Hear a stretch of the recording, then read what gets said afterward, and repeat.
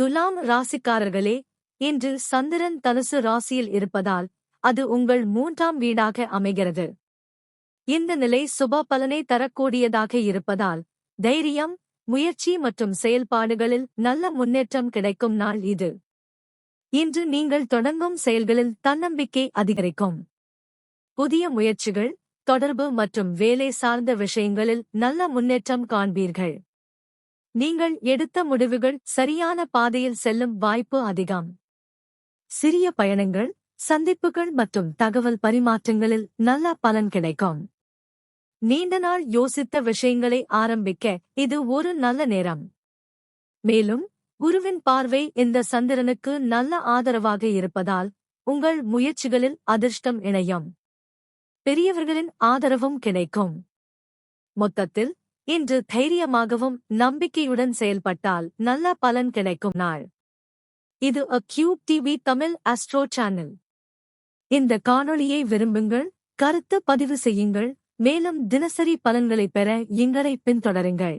துலாம் ராசிக்காரர்களே, இந்த வாரம் உங்கள் வாழ்க்கையில் முன்னேற்றமும் சோதனையும் கலந்த காலமாக அமைகிறது. வாரத்தின் ஆரம்பத்தில் சூரியன் மற்றும் சுக்கிரன் ரிஷப ராசியில் இருப்பதால் அது உங்கள் 8ஆம் வீடாக அமைந்து திடீர் செலவுகள், மன அழுத்தம் மற்றும் சில சவால்களை உருவாக்கக்கூடும். அதனால் அவசர முடிவுகளை தவிர்ப்பது நல்லது. மே 15ஆம் தேதிக்குப் பிறகு சூரியன் மற்றும் சுக்கிரன் மிதுன ராசிக்கு மாறுகின்றன. இது உங்கள் 9ஆம் வீடாக அமையுவதால் அதிர்ஷ்டம், பயணம் மற்றும் உயர்வு தரும் நல்ல காலமாக மாறும்.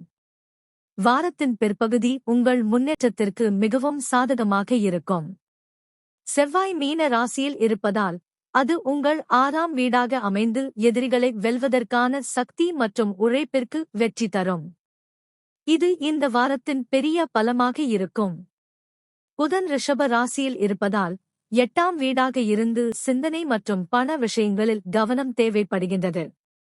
குரு மிதுன ராசியில் இருப்பதால் 9ஆம் வீடாக இருந்து குருவின் சிறந்த பலன்களை தரும்.